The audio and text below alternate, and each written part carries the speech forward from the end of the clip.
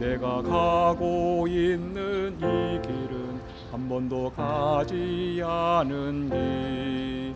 오늘 하루하루 순간도 다시는 오지 않을 시간. 우리를 살리시는 그 사랑 주님의 빛을 따라서 오늘도 우린 걸어가네 생명의 길을. 오늘 말씀은 고난 돌파기라는 제목으로 말씀을 증거하겠습니다. 본문 말씀은 사사기 3장 7절로 11절 말씀입니다. 이스라엘 자손이 여호와의 목전에 악을 행하여 자기들의 하나님 여호와를 잊어버리고 바알들과 아세라들을 섬긴지라. 여호와께서 이스라엘에게 진노하사 그들을 메소보다미아 왕 구산 리사다임의 손에 파셨으므로 이스라엘 자손이 구산 리사다임을 8년 동안 섬겼더니 이스라엘 자손이 여호와께 부르짖음에 여호와께서 이스라엘 자손을 위하여 한 구원자를 세워 그들을 구원하게 하시니 그는 곧 갈렙의 아우 그나스의 아들 온니엘이라.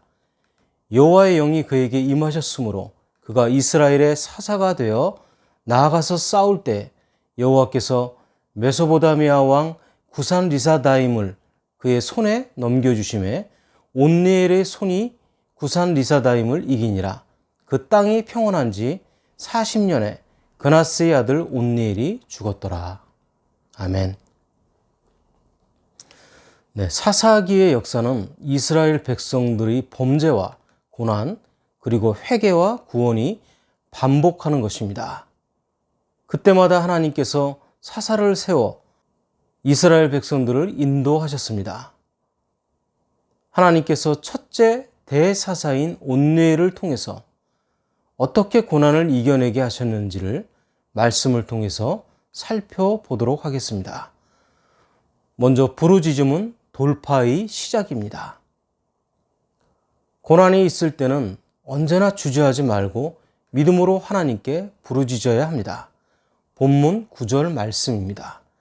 이스라엘 자손이 여호와께 부르짖음에 여호와께서 이스라엘 자손을 위하여 한 구원자를 세워 그들을 구원하게 하시니 그는 곧 갈렙의 아우 그나스의 아들 온니엘이라.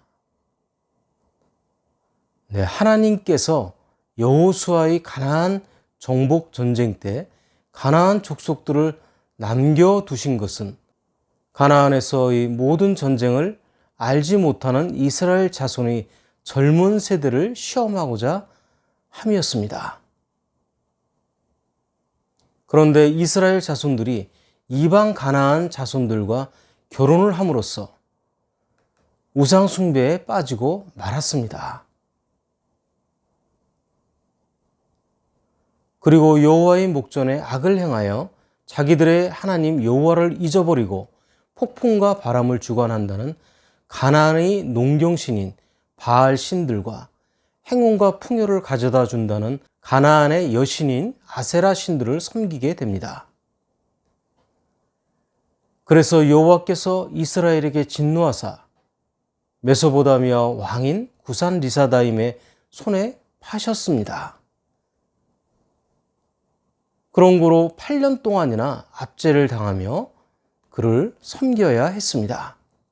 그때 이스라엘 백성들이 고통 가운데 있으며 하나님께 부르짖었더니 하나님께서 이스라엘 자손을 위하여 한 구원자를 세워주셨습니다. 그는 여호수아와 함께 가나안 정탐과 정복을 했던 갈렙의 아우 그나스의 아들 온니엘이었습니다. 온니엘이라고 하는 이름의 뜻은 하나님은 나의 힘이시다는 뜻을 갖고 있습니다. 그래서 하나님께서는 이스라엘 백성들의 부르짖음을 들으시고 온니엘 사사를 세우셔서 이스라엘 백성들을 구원해 주셨습니다. 우리도 끊임없이 부딪혀오는 인생의 고난 속에서 흔히들 인간적인 수단과 방법을 가리지 않고 살아갑니다. 그런데 육신적인 방법들은 결코 고난을 이겨내는 길이 아닙니다.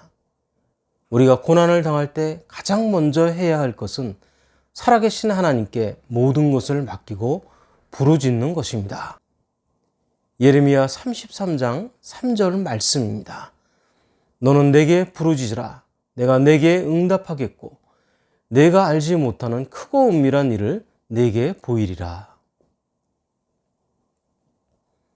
네, 우리가 언제든지 부르짖으면 어떠한 시련과 역경도 내 힘으로가 아니라 주님이 주시는 힘으로 다 이겨낼 수 있습니다.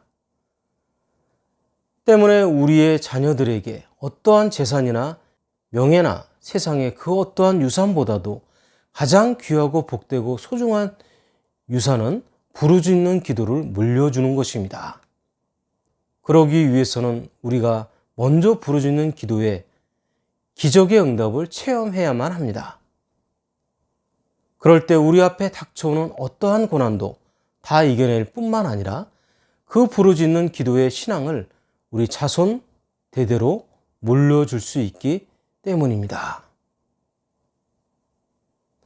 다음으로 성령의 임재는 돌파의 과정입니다.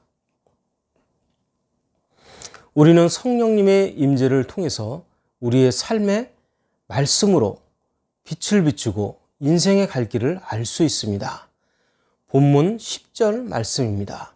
여호와의 영이 그에게 임하셨으므로 그가 이스라엘의 사사가 되어 나아가서 싸울 때 여호와께서 메소포다미아 왕 구산 리사다임을 그의 손에 넘겨주시매 온니엘의 손이 구산 리사다임을 이기니라.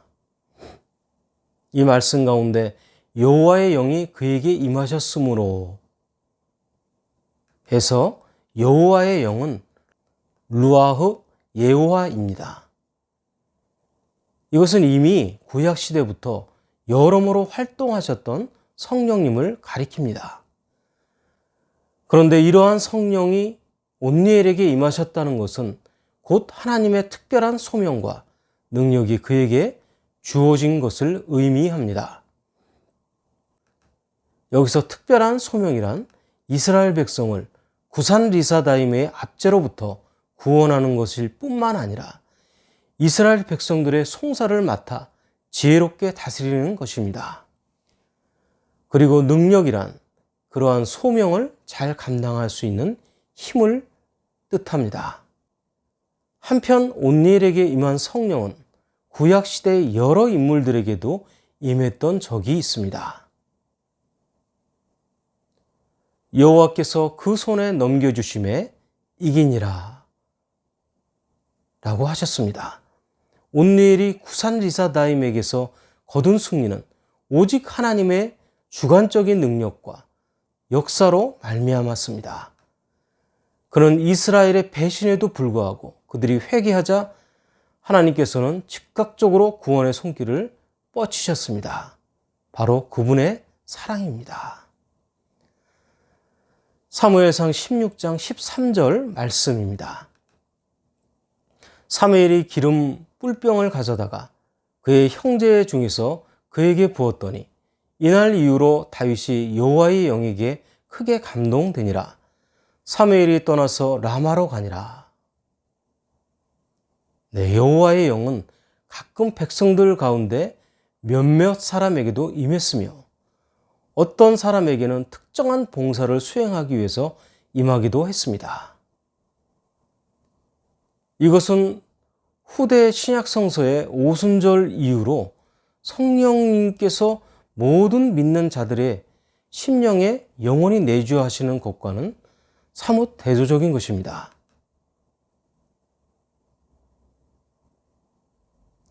여기서 여호와의 영은 성령님을 가리키는 것입니다.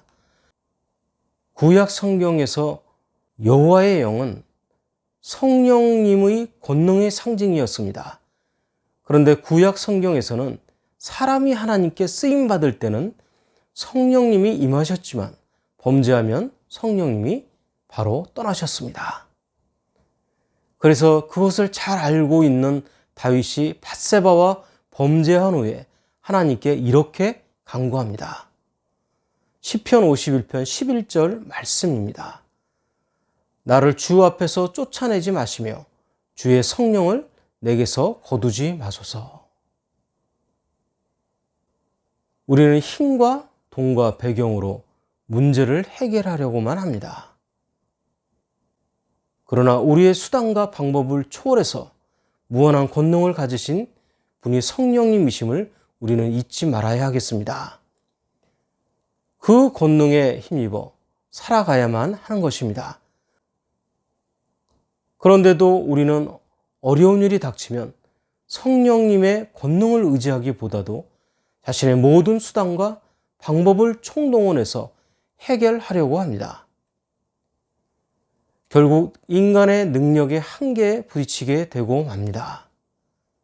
그래서 영적인 싸움에 패배하게 되는 것입니다. 이렇게 사는 인생은 다 무너지고 맙니다. 데살로니가전서 1장 5절 말씀입니다. 이는 우리 복음이 너희에게 말로만 이른 것이 아니라 또한 능력과 성령과 큰 확신으로 된 것임이라. 우리가 너희 가운데서 너희를 위하여 어떤 사람이 된 것은 너희가 아는 바와 같으니라. 네, 우리도 성령님의 권능에 힘입어 살아가게 되면 어떠한 고난도 이겨낼 수 있을 뿐만 아니라 진정으로 능력 있는 축복이 우리의 삶 가운데 펼쳐질 것입니다. 마지막으로 평온은 돌파의 결과입니다. 모든 것의 결과가 좋으면 평온이 옵니다. 그 상태를 보면 질서가 잡혀가거나 또는 질서정연하다는 것을 알 수 있습니다. 평온이 오고 유지되는 것에는 그만한 이유가 있습니다. 그러나 평온이 깨지고 사라지는데도 그만한 이유가 있는 것입니다. 본문 11절 말씀입니다. 그 땅이 평온한 지 40년에 그나스의 아들 온니엘이 죽었더라. 이렇게 온니엘이 사사가 되어 이스라엘 백성들을 메소포타미아 왕으로부터 구원해서 온니엘이 사사로 있는 동안 이스라엘은 40년 동안 평온할 수 있었습니다.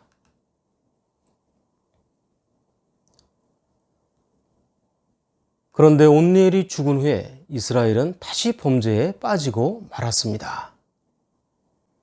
이렇게 영적 지도자가 매우 중요합니다. 우리 신앙생활의 중요한 부분 중 하나는 바로 이 평안의 문제입니다.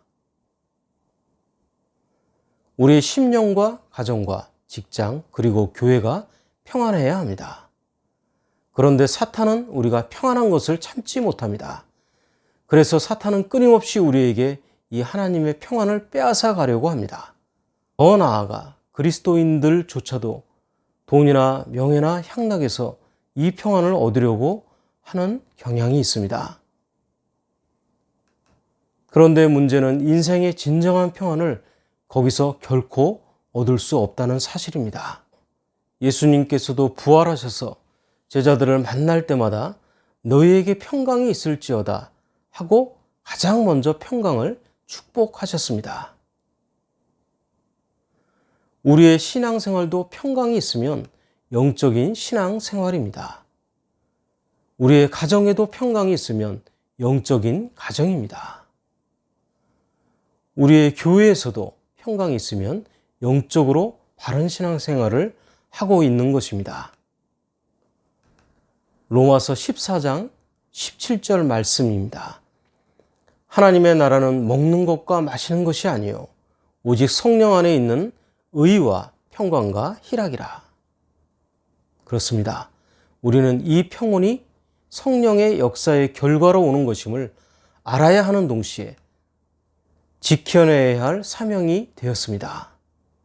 우리의 가정과 직장 그리고 하나님의 교회도 평안에 매는 줄로 성령의 하나 되게 하신 것을 지키지 못하는 이유가 있습니다. 에베소서 4장 2절로 3절 말씀입니다. 모든 겸손과 온유로 하고 오래 참음으로 사랑 가운데서 서로 용납하고 평안에 매는 줄로 성령이 하나 되게 하신 것을 힘써 지키라. 네, 이렇게 하지 못하기 때문에 우리들에게 문제가 생기는 것입니다. 겸손하지 않고 교만하며 온유하지 않고 강팍하고 오래 참지 않고 혈기로 가득 차 있으며 영적인 권위에 대한 순종도 없습니다. 하나님의 교회를 자신의 사당으로 세력화하는 영적 교만에 빠진 모습이 될 때 우리는 이와 같은 나락에 떨어지게 되는 것입니다. 그래서 우리는 하나님의 교회의 걸림돌이나 장애물이 되어서는 안 되겠습니다. 그것은 결국 우리의 신앙 공동체가 하나 되게 하는 것을 지키지 못하게 하는 것이기 때문입니다. 네, 어느 목사님의 유학 시절의 이야기입니다. 유학 시절에 박사과정을 한 학교에서 한국 기독교 학생들이 매주 목요일 점심시간에 모여 기도회를 했다고 합니다. 이 모임의 기도 제목을 서로 나누며 유학생들을 전도하는 것, 국가와 세계를 위해 함께 기도 제목을 놓고 기도했습니다. 이 기도회가 끝나고는 점심을 먹으며 교제하는 것도 참 즐거웠다고 합니다. 그분의 연구는 주로 실험 위주였기 때문에 한 주간 실험하고 교수님에게 결과를 보고해야 했습니다. 종종 기도회를 가지 않고 실험하면 더 많은 결과를 얻을 것 같은 때도 있었다고 합니다. 그래서 몇 번은 기도회를 안 가고 연구에 욕심을 냈습니다. 그런데 그렇게 실험한 것은 여지없이 다 실패했습니다. 이 경험을 하면서 아주 귀한 것을 깨달았다고 합니다.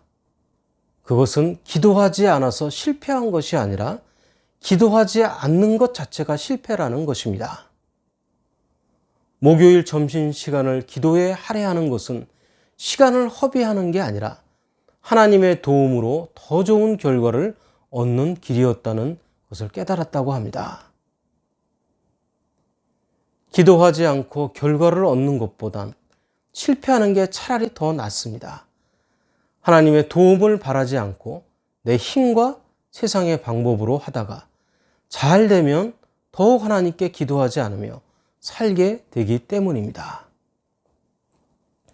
네, 말씀을 정리합니다. 고난은 누구나 직면하게 됩니다. 이 고난에 믿음으로 응전해야 하겠습니다. 그것은 고난당할 때 그 상황을 돌파하는 것입니다. 그 돌파의 시작은 기도하는 부르짖음입니다. 또한 그 돌파의 과정은 성령님의 임재입니다. 그리고 그러한 돌파의 결과는 평온입니다. 우리가 직면한 고난을 믿음으로 돌파해 나감으로써 축복의 결과를 얻고 누리는 그리스도인들 모두가 되시기를 예수 그리스도 이름으로 축원합니다. 네, 오늘 말씀은 성부와 성자와 성령의 이름으로 말씀드렸습니다. 나는 주님의 제자, 낙심하지 않으며 절망 속에서도 실망하지 않으며